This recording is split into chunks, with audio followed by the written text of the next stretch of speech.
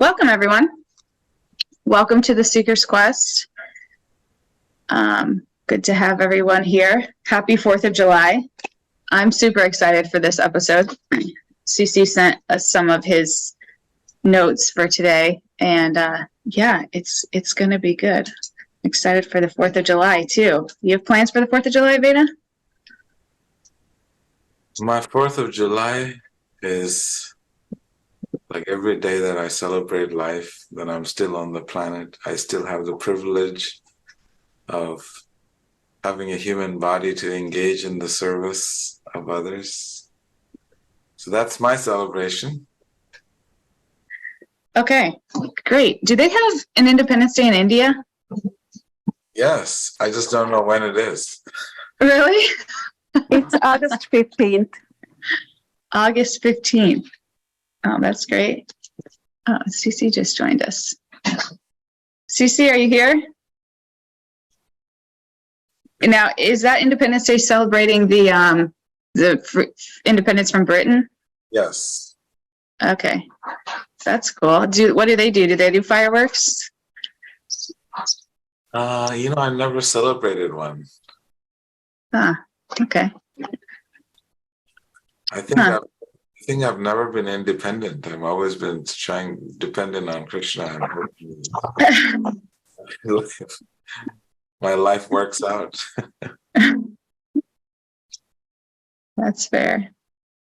Okay. Well, today's theme is liberty and liberation.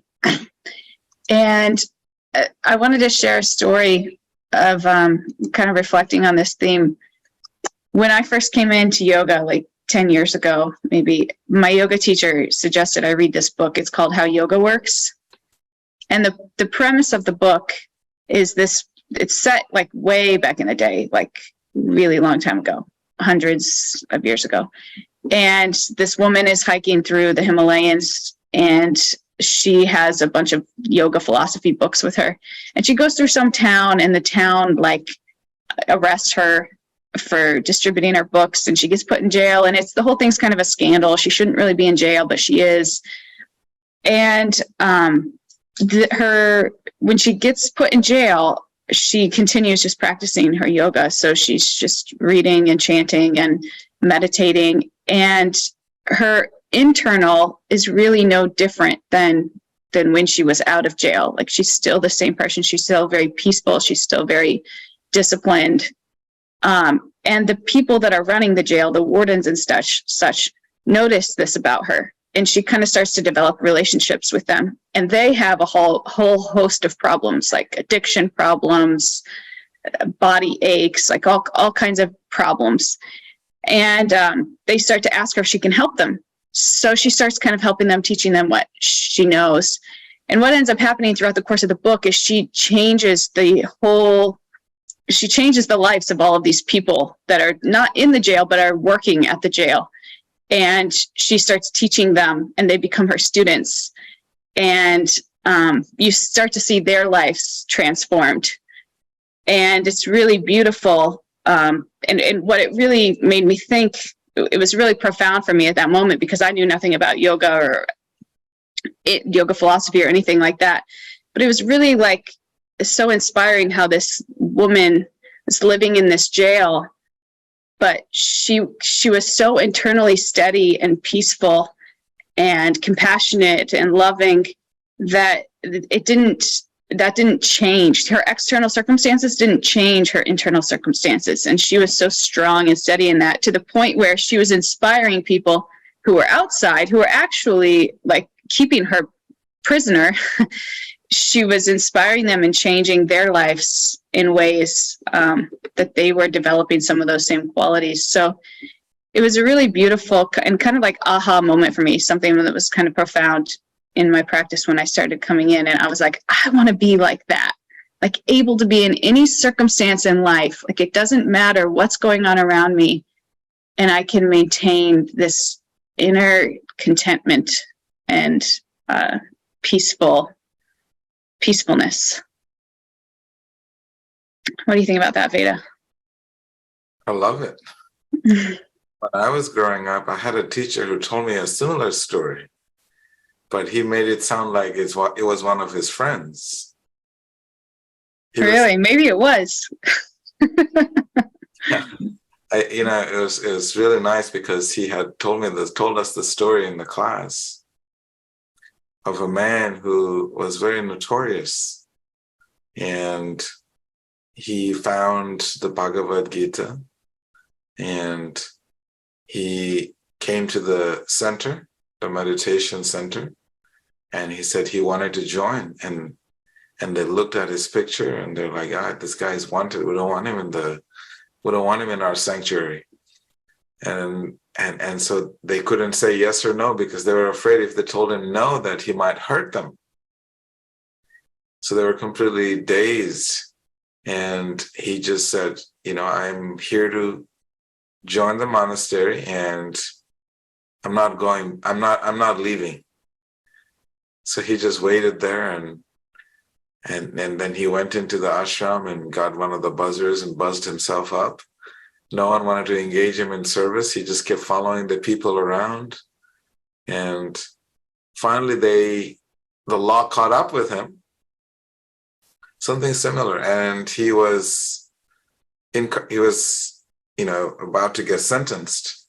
And when they were sentencing him, he was just, it's like, I'm happy that to pay the price for all the misdeeds that I've done in my life, but I just want my teacher to know where I'm going to be. So they asked who the teacher was, and the teacher happened to be the head of the center, head of the temple. This was somewhere in Malaysia or somewhere out there.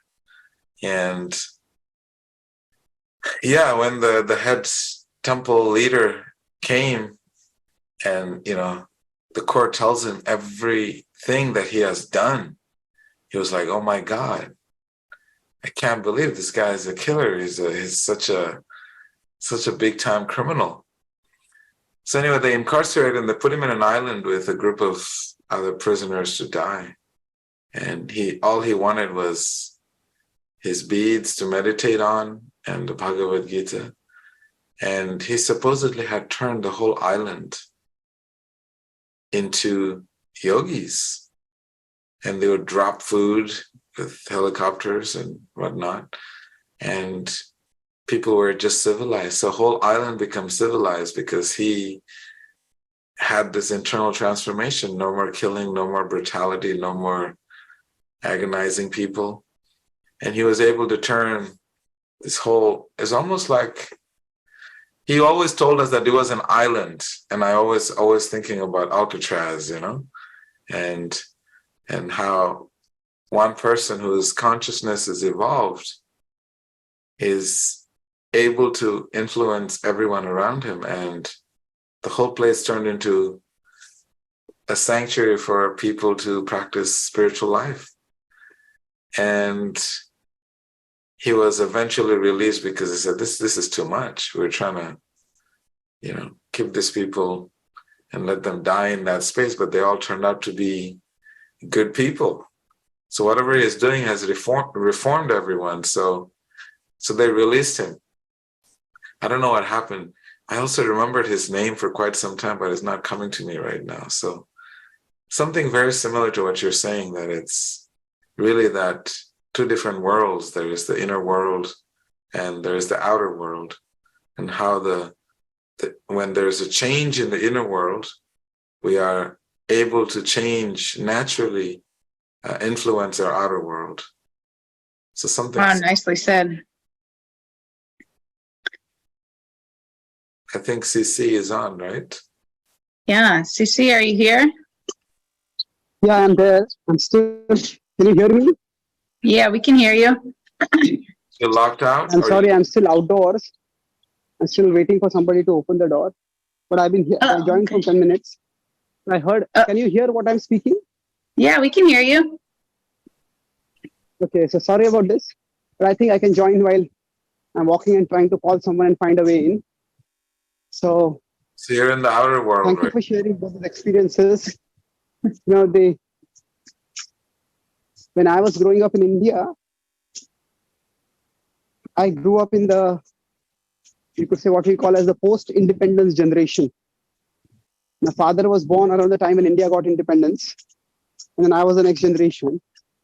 So the shadow of the independence struggle was still a very prominent part of our generation's collective mind. And we grew up admiring the freedom fighters. Of course, one generation later, it has become like a distant memory. So the American War of Independence was what, almost more than 2 centuries ago. So it's a distant memory for many people. But the idea of freedom is something which fascinates the human mind.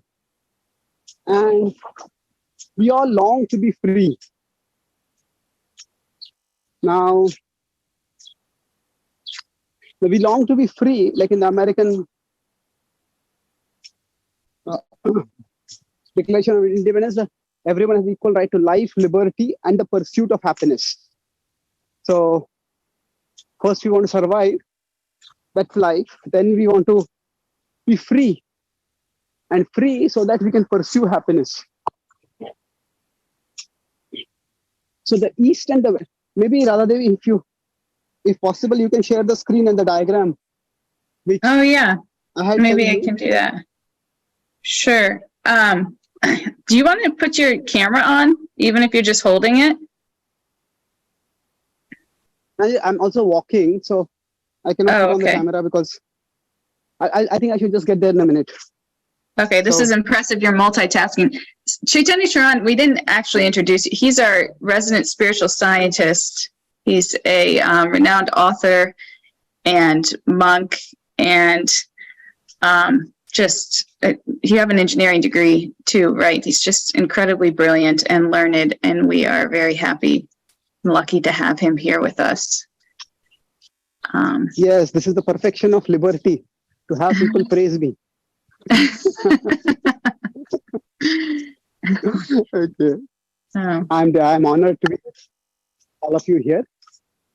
And Vedaji is actually a very spiritually evolved person. Oh my God. He's gone through experiences and challenges that I can't even imagine. And Radha Devi, I'm getting to know her in the last several months. And her resourcefulness and cheerfulness just amazes me. So I'm grateful to be in the company that I'm here. Yes, so I was talking about the pursuit of happiness. So this is pursuit. The East and the West have had fundamentally different ways of pursuing happiness. Not necessarily ways, but you could say emphasis in the ways. In the West, the focus has been on liberty. Liberty, we could say that means outer freedom. Now, nobody should control my life. Nobody should tell me what I should be doing. Now, I have the right to be who I want to be. And especially when our rights are being suppressed, then it's important that that right be there for all of us. But simultaneously, the East, what was understood was liberty is required, but a far greater freedom is the freedom from our own short-sighted, selfish, and self-destructive desires and emotions. So that is called as liberation. So liberation is more internal. I think in the next diagram I have freedom from and freedom for. So these two fundamentally different ways of pursuing happiness are what have characterized the East and the West. So in the West, we've made significant progress in terms of achieving liberty. And that's a right that is being constantly emphasized and glorified. But we need a parallel complementation of, we could say, inner freedom or liberation. And that is what we can dwell on today.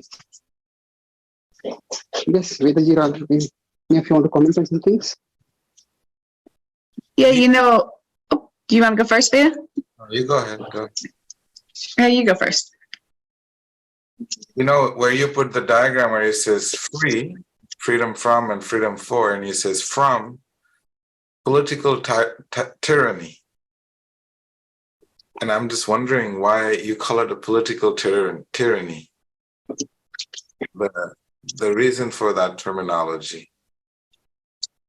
Because I think across history, people have had repeated experiences of being tyrannical rulers. See, America was founded when the first people, they were called pilgrims, they were tyrannized during the intra-Christian wars between the Catholics and the Protestants. And most of them were Protestants who came to the West, who came eastward to America to seek freedom. So basically, liberty is associated with external control over our lives, which prevents us from doing what we could do. Now, it could be political. Now, it could be also economic tyranny. But generally, those who have money, monetary power, they also sooner or later acquire political power. So by political tyranny, I simply mean that the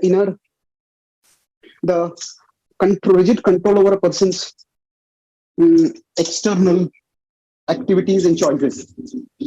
Is it ironical that we call it political tyranny? It was more religious tyranny, and that religion is supposed to bring us freedom. Well, actually, you could put it this way, that religion and politics, when they come together, it can lead to a very unhealthy mix. A dangerous conflict. Yeah, it could be a dangerous combination. So the word theopolitics is used sometimes. Here is associated with religion or God. So one of my friends recently in America was telling me that, if you want to keep your friends, don't talk with them about their religion or their politics, because those are very divisive issues. And when religion and politics both come together, it becomes religious politics. It becomes the most divisive. It's interesting you say that, because in all the retreats that I do, in the sanghas that we have, this is one of our values, that we do not discuss politics and religion. Interesting. Okay. You just keep that away, because it can really divide people. So if we want to stick together, I heard you say that the other day, Veda, about not talking about religion, and I wondered, so you don't view us as a religion? I definitely don't view as you being religious. I don't know what you do behind doors, and religion is your personal thing, you and whoever God you worship, but I let you make that decision. Is between you and God. So then what do you identify as religion or religious? That may be a whole nother talk in itself, because Chaitanya has done a whole course how religion is not bad, I think. And, this whole religion and spirituality, I think that may be a whole nother discussion. That's a great idea. Yeah, because I was curious. It's definitely an important topic to discuss. I would say that religion is often associated with certain externals, a lot of emphasis on rituals, and certain externals are emphasized way too much. But yeah, we can discuss this separately. So, interesting. Coming back to our topic, is that we just as we need outer freedom. Martin Luther King, he said that we have guided missiles, but we have misguided men. So you could say guided missiles is we have control over the outer world. We can say we have outer freedom, we have liberty. We can manufacture our own missiles. But then what are we going to do with those missiles? If we are using those to harm and kill others, then if misguided men are in charge of guided missiles, there are a few things that can be more dangerous to human society than that.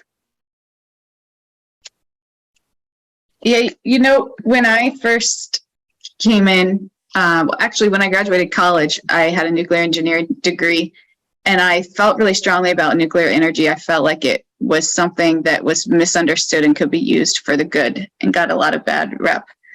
And I started working for a contractor that designed nuclear submarines for the Navy. And I had a lot of pride in that. And a lot of the people that I worked with had a lot of pride in that. It was very mission based. And it was a lot of really good people that did it. Actually, it really helped bolster my faith in humanity, just even working in that kind of environment with those kinds of people. And then when I started studying Eastern philosophy, I was like, oh, no, this is the answer. This is what is best. And I actually left that and now more committed to kind of internal transformation and growth. And but I do see, and I think that is where my heart is more, but I do see where there's benefits to both. I mean, I feel like we could learn a lot from each other, the East and the West, and I don't see it as one is, I mean, you absolutely have to have inner transformation to affect in a positive way the external world. But the external world is still important. It still impacts people's lives profoundly. So I see them as being very complementary. Yeah, I fully agree with that. The point is not that one has to be given up for the sake of other, or other. It's just when one is. I talked about how both are required in balance. Mm-hmm. If we need both sides, it's not just that one is enough. The idea is, what are we ultimately, even if we have some values to live for, some higher purposes to pursue, if you go a little downward, I made 4 quadrants. I wanted to talk more about this whole concept that you're talking about. You know, like whenever we talked about independence, because, you know, I come from a space where we never celebrated independence. We didn't know what it meant. And the only concept I had about independence is independence. I was not great in English, so I had to always break the words down to make myself understand. So I used to always think independence means in the divine, and that in could also mean myself and the divine within myself, and not anything from the outside. So I was focused on what we're talking about, the inner change, the inner work that you're talking about, rather than the outer change. So that was my whole concept of independence. I did not have another concept, because where I grew up, we did not celebrate any kind of independence of any nations, of anything, other than just trying to see how we can be independent in the divine within oneself, and the relationship that the individual has with the divine in that relationship. So that was the concept that I grew up with. So this is a little, it's nice education for me. It's a nice way of looking at it. Probably we'll come to that at the conclusion.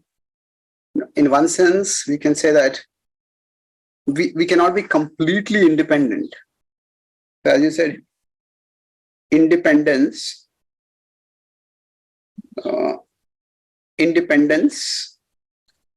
in dependence. So actually, in one sense, we can say we are always dependent on something or the other. We are never fully free. But the idea is, what are we dependent on? And is that dependence helping us grow, or is it impeding us? So for example, if somebody is living a simply materialistic life, then you could say they are still dependent on their body. The more we are materially minded, there is no life without the body. If somebody is an athlete, they depend entirely on the particular body limbs that they require for their athletic skills. So every one of us is dependent.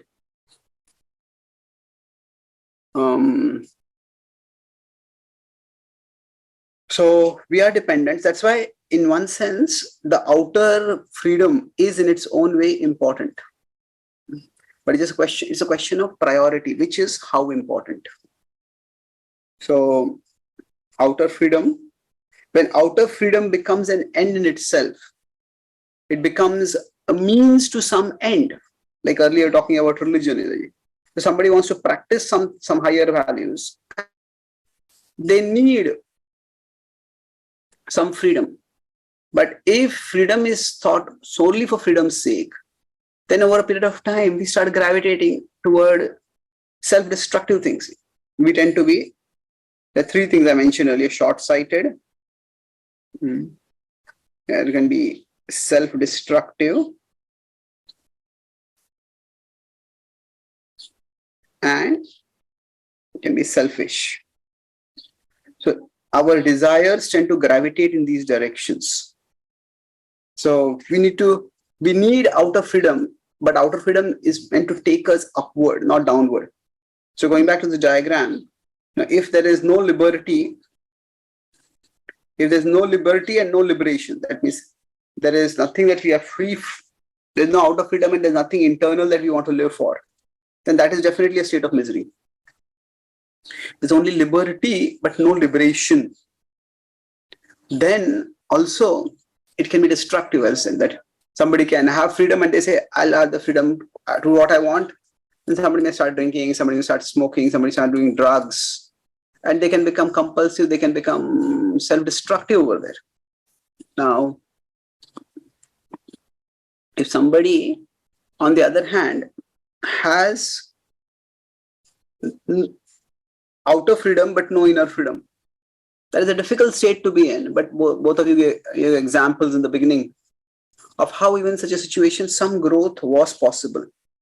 So some growth is possible. Now the best is where there is both,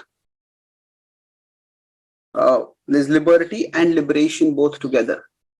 If both go in hand, then a person is free, and they're free from external control, free from internal self-destructive desires, and they have a higher purpose to live for. So you could say this is by far the best situation to be in. So we're not devaluing liberty, we can say we're complementing. So we complement is to complement liberty, the pursuit of liberty or the valuing of liberty. So we complement liberty with liberation. When we do this both together,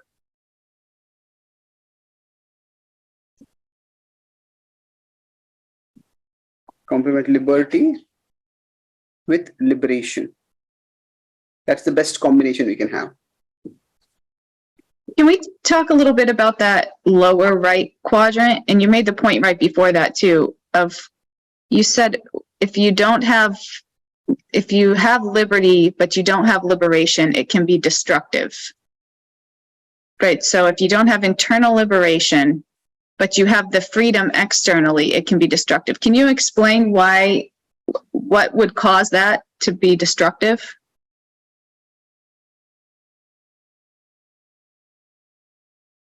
I'm not saying it has to be, but it can be, because we all,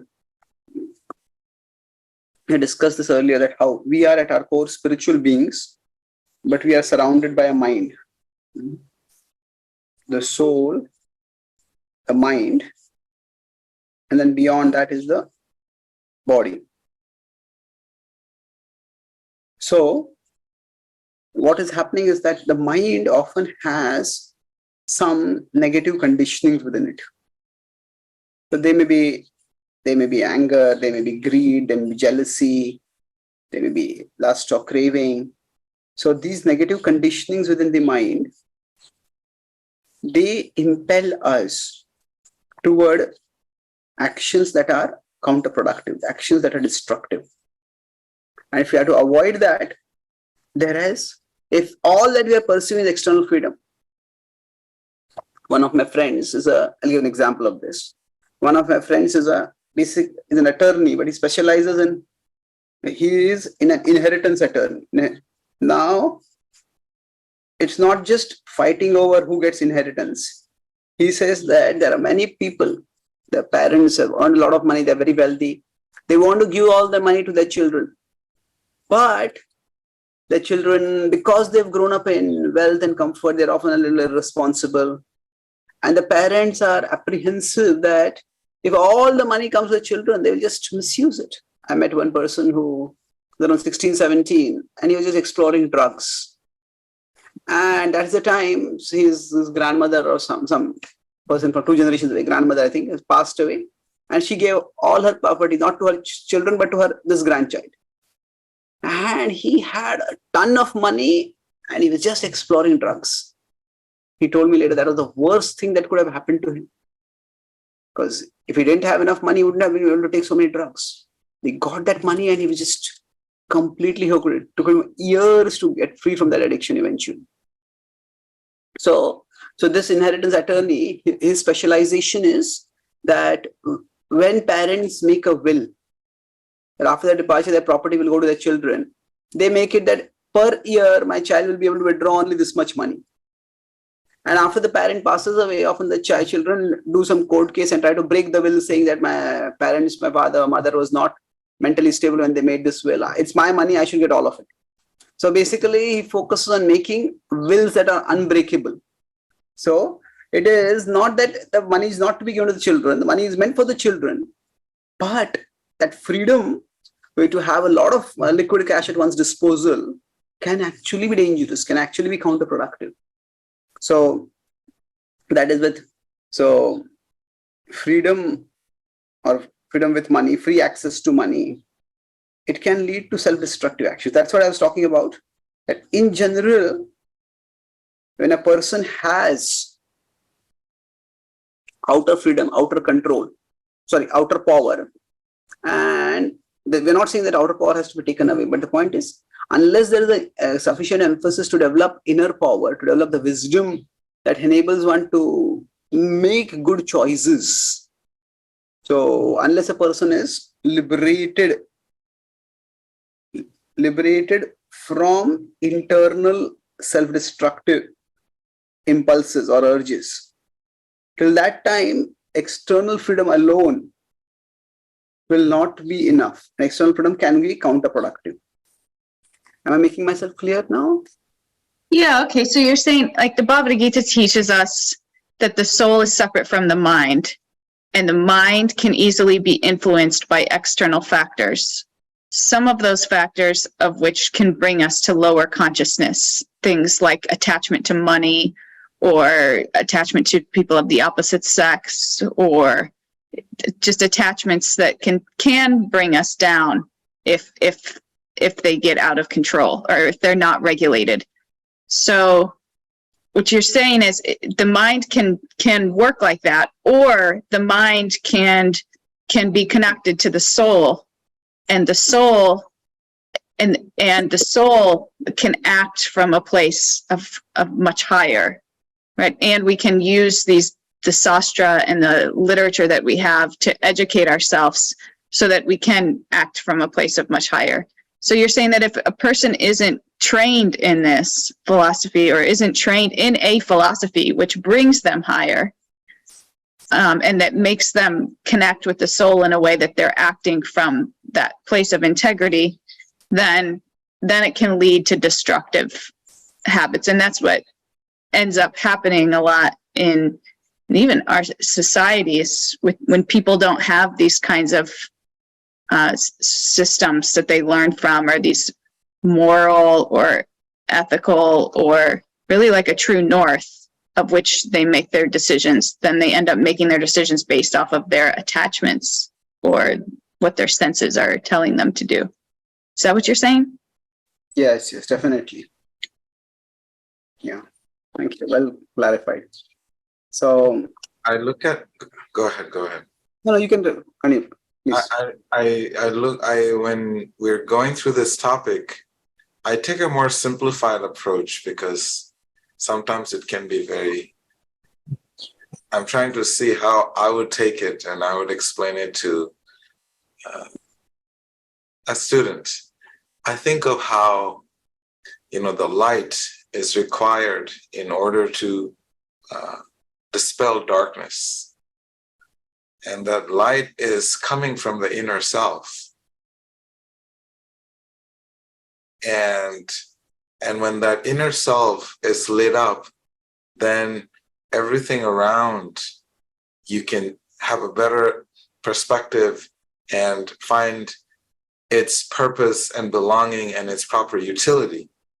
So unless the light is coming, I think the term in Bhagavad-gita is called Jnana Deepena Bhasvata, which means with the torch of knowledge.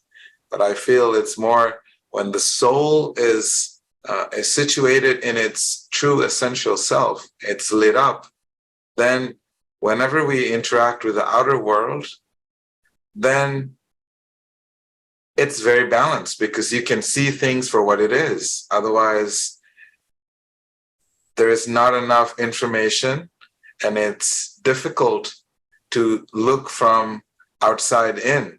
And I think that's where I see liberty and liberation, where, you know, we're trying to find a balance, and that balance comes from inside out and understanding its unique relationship that it has. One cannot live without the other.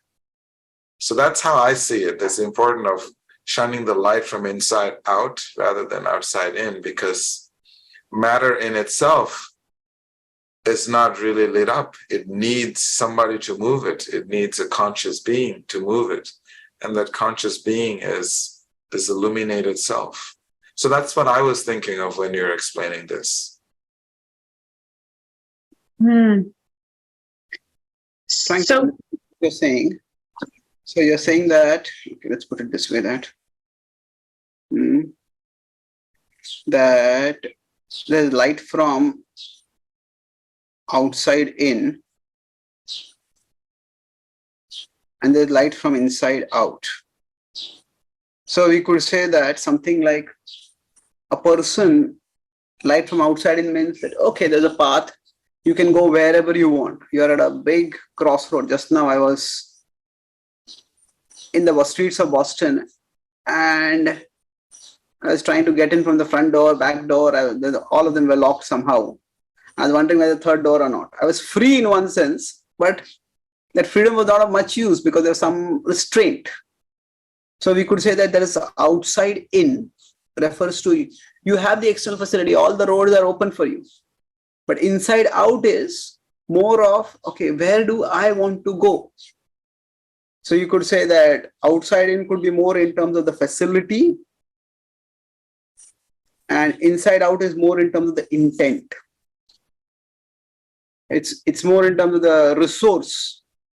Yeah, we could have the resources available, but what do we want to use the resources for? Am I getting you right? Yeah, I think from inside out, you can go out anytime you want. From the outside in, you can't come in. The place is locked. It's not accessible to you. Okay, good way of looking at it. Okay, so liberty and liberation. Well, I did this deliberately wrong. This is the other way. I'm just going to say, I just get confused. Yeah, that makes more sense. Okay. This is liberty and this is liberation.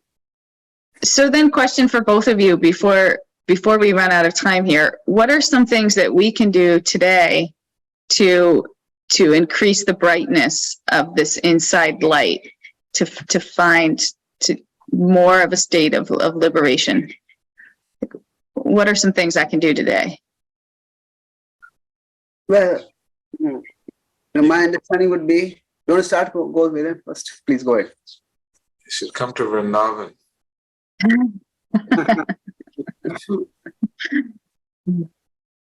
I'm doing that later this year, but I can't do that today. A lot of light, and you can carry some of that light with you. So, if I consider I am here, now we all can think of wherever we are right now, some actions, some habits, some behavior, some choices that can uplift us. So maybe there's three things. Maybe I can exercise a little bit more. Maybe I can spend a little more time reading some wisdom literature. Maybe I can meditate more or meditate better. So three things we can think of, which if I start doing today, my life could become better. Then we all can say, okay, I have a demanding job. I have a lot of family responsibilities. I have health issues. And we could say, yeah, those are restraints on us. And maybe in the future, we'll have less demanding job. We'll have more financial stability. But that is all about liberty. We are all restricted by our external in some ways. But within those restrictions, so within our situation, are there some things that we can start doing which can improve the quality of our life? So if we focus on that, we all can say, if only I had more time, I would do this, this, this, this. Okay, that's great. And let's hope we get more time. But okay, within the time limit that I have, what can I do? Conversely, we can look at it. So these are what we want to start doing. There are things which can degrade us, they can hurt us, they can harm others. So find out three things like that, which we can try to stop doing as much as possible or decrease doing. When I get angry, I pass snide comments about others, I sarcastic, I insult others. Maybe I can stop that, maybe I can decrease that. So we could find out either of those. So in one sense, we all have certain limitations. And our mind tends to rail against and resent the limitations. And those limitations become limitations everybody has. But limitations can become excuses for stagnation, for staying where I am. That doesn't have to happen. Yes, I can't do everything that I would like to do in my present situation, but let my limitations not become excuses for stagnation. I don't have that external liberty right now, but within that, what can I do? Can I free myself from these excuses and try to work on some things that can improve the quality of my life, improve the value of my contributions in the world? That's something which I would think of. Those are good. I had a thought when you were speaking. I was thinking how in the Brahma Samhita there is that beautiful text where it talks about Deepa Chireva. How if we are like candles, if we are this little flame, this flame has the potency and the ability to light many other flames in the world. And in the midst of darkness, we can illuminate the entire universe. If we just take our illuminated self and just keep lighting more candles one by one, light the flames of divine spiritual emotions and love in the hearts of everyone we meet. And imagine the light one candle can spread. And this one candle has the potency to illuminate the whole entire world. If we just keep taking and just keep lighting one candle at a time. So this is how I was meditating on as Chaitanya was sharing his. I was just thinking, this verse, so beautiful. Yeah, that's a nice meditation. I like to use this metaphor also that sometimes we are walking on the road and the street lights go off. We don't have the capacity to get back the street lights. And nowadays we don't carry candles, but we have our flashlights on our phones. We could just curse the darkness, or we could turn on the flashlight on our phone. And the flashlight cannot replace the street light. But what the flashlight can do, the flashlight can show us at least one step ahead. And as we take that one step ahead, the flashlight shows us the next step. It shows the next step. So in many ways, I consider the key flashlight is the service attitude. it is. What can I do in this situation? How can I make things better? So how can I make myself better? How can I make things better? If we have that service attitude, then we all can become small sources of light. Some of us may become blessed and empowered to become huge sources of light. But even if we are a small source of light, we can illuminate our corner of the earth. At least one person a day. At least serve one person a day. That's beautiful. I have 3 things that I want to share with you guys. Can I share with you guys my 3 things I think I'm going to try to do today? We will take away your liberty to share anything now. We'll give you the liberty to share 4, not 3. 4. This is my accountability. This is good. I feel like if I tell you guys out loud, it might actually happen. Okay. The first thing has to do with regulating my senses. I feel like when I don't regulate my senses, I start just going down like a downward spiral of like feeling bad about not being able to control myself. And then I just keep feeling bad. And then the decisions that I make just continue to not be as good. So one is, I've talked about this on the show a couple times, is my eating habits. This is one in particular sense that I really need to get better control over. So I think regulating that in itself by having things like the Bhagavad-gita and Sastra recommends, like having like regulated meal times, offering your food to the divine. I've been trying to do that. I want to be better about that. Everything that you put in your mouth, offering it first, it just adds that extra layer of like intention to your meal times, to your eating times. Aside from the benefit that we get from eating sanctified food, but it's really helps, I think, with that. So that's one thing, regulating the sense of the tongue. Or is that the belly? Which one is that? I always get them confused because belly and tongue to me sometimes is interchangeable, but is that tongue? They're deeply connected for sure. Okay, so we'll just wrap it all up in that. The other thing is I get impatient with my husband because he moves at a much different pace of life than I do, which I deeply appreciate, but I get impatient and I like snap at him. And then I don't feel good about myself either. And that's another thing that brings me lower. So I want to try to, when I'm feeling impatient, take a deep breath and say something loving. All right. That one you got to hold me. He's on right now. So he's going to remind me of that. And third, I think I want to listen to somebody who inspires me every day. Somebody that I want to be more like a teacher. There's a few of them. Radha Swami, definitely. You guys, people that really inspire me. I want to try to listen to them 15 minutes a day. Just when I listen to their energy, and it inspires me to be more like that. And then I feel like I can start to imbibe more of their presence. So those are my 3 things. You said 4. Who can I serve? I should think of somebody that I should try to serve every day. I should be better about taking care of my dogs, maybe. Lori. What? Jeff or Lori? Charity. Jeff or Lori? My mom's on today, Cece. So that's why Veda's saying, Lori, my mom joined us today. Charity begins at home. All right. Got it. Those are my things. Thank you guys for listening. I think it's time for summary.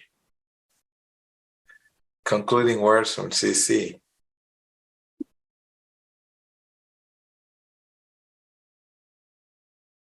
Before I do that, there's something I would also like to do, something small. From today onwards, in our tradition, it's the start of 4 sacred months. So we have one of our core texts is the Srimad Bhagavatam. And it is a huge text, going 18 volumes, but it has 335 chapters. Just yesterday, I discovered that if you can read 3 chapters every day, then within 4 months, you can complete all the 335 chapters very easily. So I'm aiming to start that from today onwards. and see if I can complete that. So just reading Wow. chapters alone without the purpose is not that difficult, but let's see how it works out. I'm starting with a friend, so the two of us are planning to do it together. Wow. That's amazing. All right, Veda, you have to share one now. You have to share. I'm on the hot seat. You have to. But I was thinking, for me, I take my time to at least listen to two people's problems. And I hear and I sit with them and I hear them out. And I smile with them, I cry with them, and I will increase that by 2 more. How's that? Wow, 4 people. So on average, I'll spend time with 4 people to hear their stories and their journeys and be inspired and shed tears of joy and celebration with them. That's wonderful. Thank you. Thank you, Bro. So we started by discussing about how there is this, the first point was, both of you give examples of inner freedom that through yoga and through other practices. And I talked about also how I grew up in post-independent India, where freedom, outer freedom, was also very cherished. So we discussed about these 2 aspects and how we need to balance both of them. So the 4 quadrants, the best would be we have liberty and we have liberation. So that means we have the outer freedom to pursue happiness, and we have intelligence like life, liberty, and the pursuit of happiness. So what will actually help us pursue happiness? So with that liberation, we need to be liberated from our own selfish, short-sighted, self-destructive cravings. Otherwise, we discussed how getting external freedom, getting external power can actually be the cause of harm. So I talk about the inner person just starting to do drugs and getting hands on a big inheritance can actually ruin them. So then the practical application we discussed was that for all of us, we all have certain liberty and we lack certain liberty. So within our limitations, instead of letting those limitations become excuses for us for not improving, you can say within our limitations, what can I do? Limitations, within that, what choices can we make? Choices to raise ourselves up. And that would actually fulfill the spirit of the independence that we are seeking, of the independence that we are celebrating. So when liberty and liberation are complemented, that makes life truly fulfilling. Thank you. Thank you.